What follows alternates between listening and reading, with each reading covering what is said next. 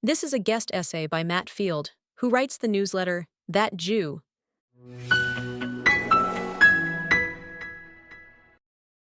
In January 2024, while Israeli soldiers were still pulling bodies from kibbutz homes, Hamas leader Ismail Haniyeh addressed a conference of Islamic scholars in Doha. He said, quote, "We should hold on to the victory that took place on October 7th and build upon it. Time is on our side." He was not being defiant. He was being accurate. By February 2025, senior Hamas officials were describing October 7th publicly as a, quote, historic success. By September 2025, another Hamas official told CNN the attack had created a golden moment for the Palestinian cause. These were not the claims of an organization in denial about what the war had cost Gaza. They were the assessments of an organization that had run a specific calculation before the attack and was watching that calculation prove correct. The calculation was not military. Hamas knew the IDF would respond. They knew Gaza would be devastated. They knew their own leadership would be hunted and killed. They planned the attack anyway, because they were not running a military calculation. They were running an institutional one. A document Sinwar wrote by hand in August 2022, more than a year before the attack, captures the calculation precisely. He predicted Israel would be, quote, surprised by the attack and enter into chaos, before responding with the means and weapons at its disposal. He added, "It is possible that it will even use a nuclear bomb." He proceeded with the plan. The military risk, up to and including nuclear annihilation, was a price he had already decided to pay. The bet he was making was not military, it was institutional. They had studied Western progressive institutions, their ideological architecture, their frameworks, their reflexes, and they concluded that those institutions would convert Jewish death into Israeli guilt, that the human rights infrastructure would perform against Israel on schedule, and that the aftermath would damage Israel more than the attack damaged Hamas. They were right about all of it. Nearly 3 years later, that is not argument. It is record. The framework that activated within hours of October 7th did not arrive by accident. It was installed. In 1978, Palestinian-American academic Edward Said's notorious book Orientalism gave the project its theoretical foundation. Said's argument had genuine force. It also had a specific intended application, one he pursued explicitly in his parallel work as a political advocate: to embed the Palestinian cause within the emerging academic language of post-colonial theory, which was gaining institutional purchase in universities across the United States and Britain. The application to Israel was not incidental to the framework, it was the purpose. From that foundation, the boycott, divestment, and sanctions movement, formalized in 2005, built the institutional campaign.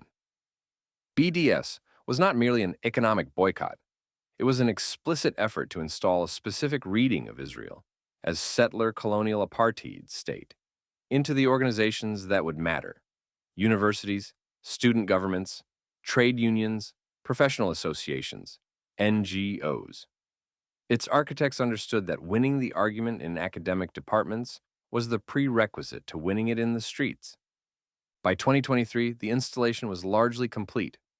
The vocabulary, settler, colonizer, apartheid, resistance, indigenous, occupied, had been normalized in exactly the institutions that activated within hours of October 7th. The pathway from Said's academic argument to the Harvard University statement is not a straight line. It is a line.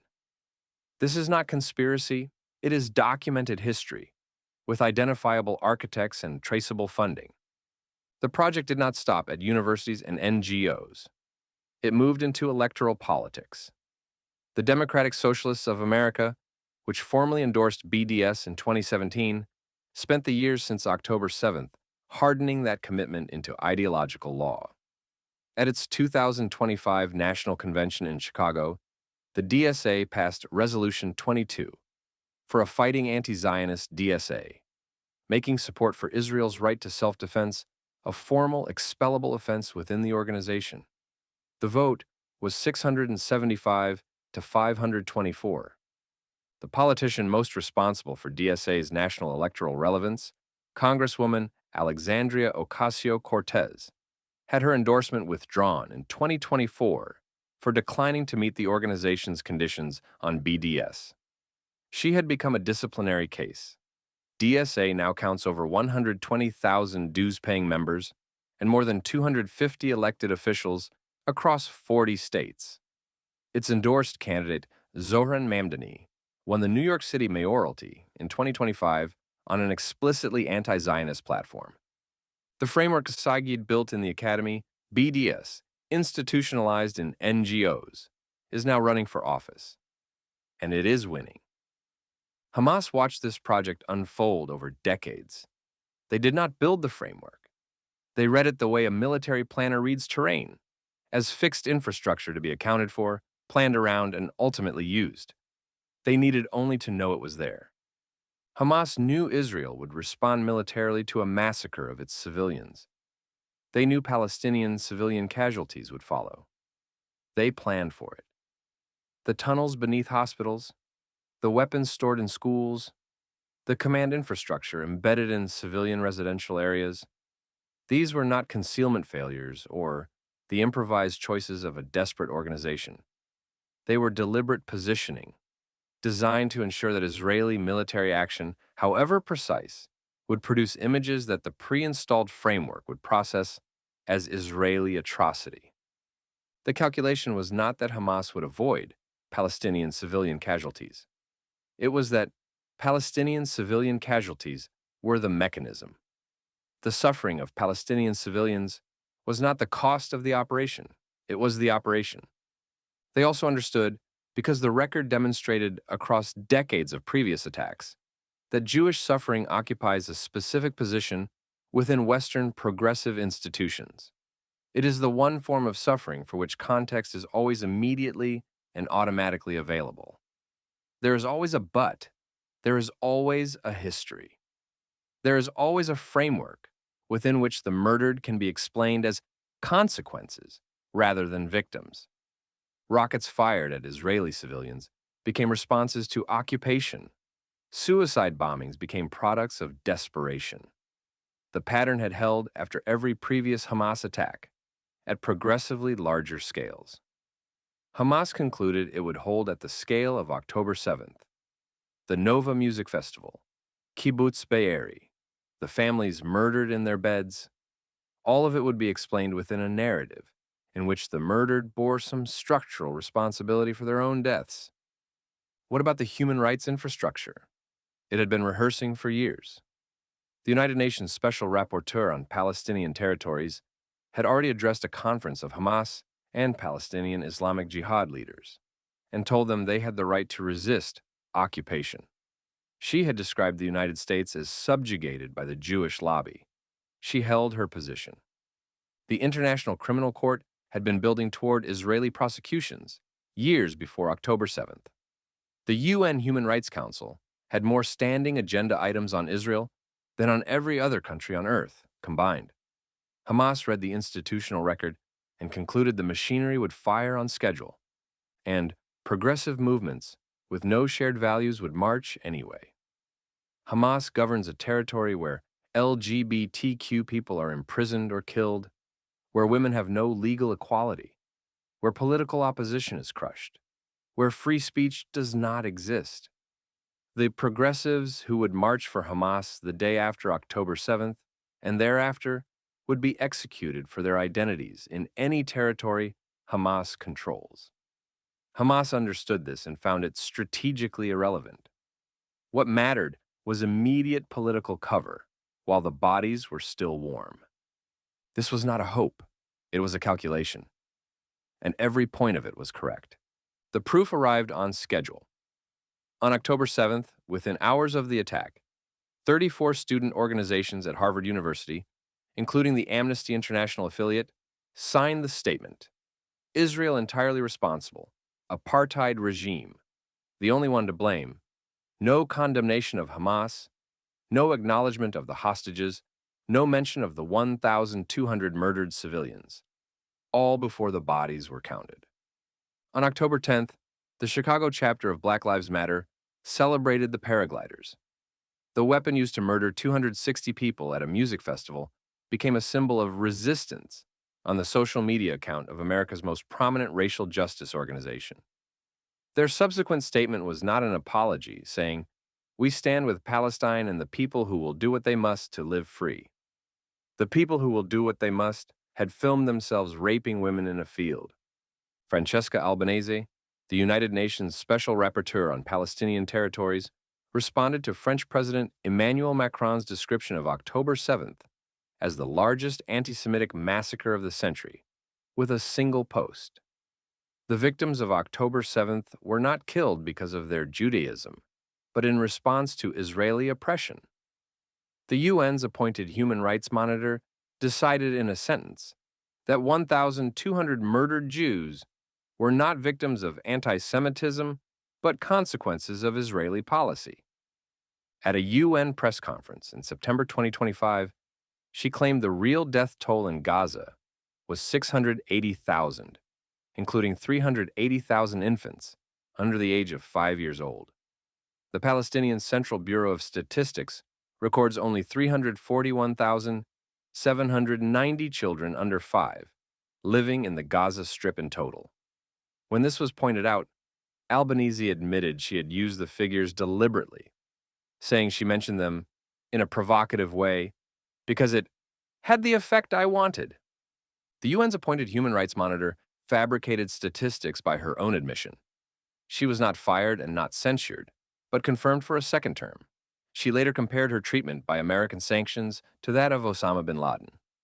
The institution that appointed her and keeps her is the institution Hamas read as a signal. Amnesty International took more than 2 years to produce its first report on Hamas's crimes on October 7th. When it arrived in December 2025, it found that Hamas had committed crimes against humanity. It also found, after 2 years and 70 interviews, documented evidence of sexual violence, the same sexual violence the organization had declined to confirm in the immediate aftermath.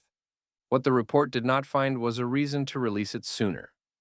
Former members of Amnesty's own Israeli chapter later revealed the report had been withheld over concerns about its perception. The organization that condemned Israel within days suppressed its own members' findings about Hamas for perception management reasons, while listing Israel's actions in Gaza alongside Russia's crimes against humanity in Ukraine as among the defining atrocities of 2025. The same organization whose Harvard University affiliate signed the statement within hours of the massacre needed 795 days to say Hamas committed crimes against humanity. Hamas had read that organization correctly too. Hamas had not hoped for this. They had planned for it. The framework failed. That is what people say. It was captured, corrupted, hijacked by forces hostile to its founding values. Fix the institutions, reclaim the movement, and it will work as designed. But it was working as designed. That is the argument nobody wants to make, and the only one that explains what happened. The decolonization framework, as it has been applied in Western progressive institutions for 4 decades, was never universal. It was always a sorting mechanism. It divided the world into colonizers and colonized, oppressors and oppressed, settlers and indigenous peoples, and assigned moral weight based on the category rather than the act. Within that system, Jews have a fixed position. We are not a people who can be colonized. We cannot be indigenous. Despite representing the oldest continuously documented indigenous presence in the land, the framework disputes. We are, within the framework's internal logic, always already the oppressor, whatever the context, whatever the history, whatever is actually happening on the ground. This is not a bug in the architecture. It is the architecture. Jewish suffering cannot be absorbed without the whole structure collapsing, because Jewish suffering under Arab nationalism, under Soviet anti-Semitism, under European fascism, does not fit the assigned categories. The Jews expelled from Iraq and Egypt and Libya, nearly 1 million people, cannot be indigenous refugees within a system that assigns them permanent colonizer status. The Jews murdered at the Nova Festival cannot be victims of racial hatred within a project that defines their people as the racial oppressor. So it excludes us. Jews are European when the argument requires them to be European. We are colonizers when the argument requires us to be colonizers. These conclusions are not the product of a capture or corruption. They are what the categories were built to produce. What this means for the people inside the progressive movement, who believe the framework can be reclaimed for Jewish safety, is this: they are misdiagnosing the problem. The question is not how to make the decolonization framework work for Jews. The question is whether a framework that structurally excludes an entire people from the category of the protectable deserves the institutional authority it has been granted. Hamas answered that question operationally. They concluded the exclusion was structural rather than correctable, that no reclamation project would change what the framework was built to do. They were right. On October 7th, the framework did not break under pressure. It sorted.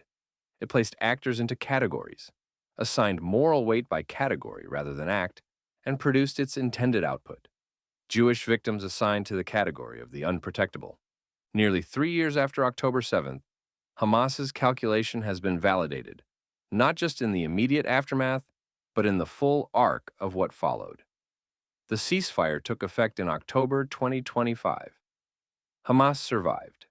They are re-emerging in parts of Gaza, from which the IDF has withdrawn, and the Western institutions, whose response Hamas had predicted with operational precision, are now constructing the peace.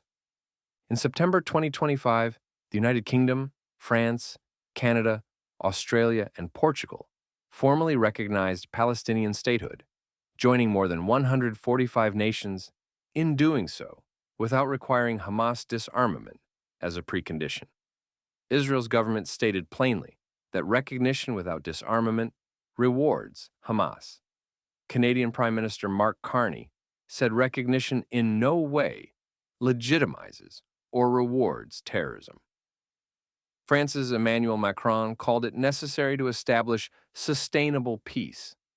The same framework that processed Jewish death as Israeli guilt in October 2023 is now processing Hamas's survival as a basis for diplomatic progress.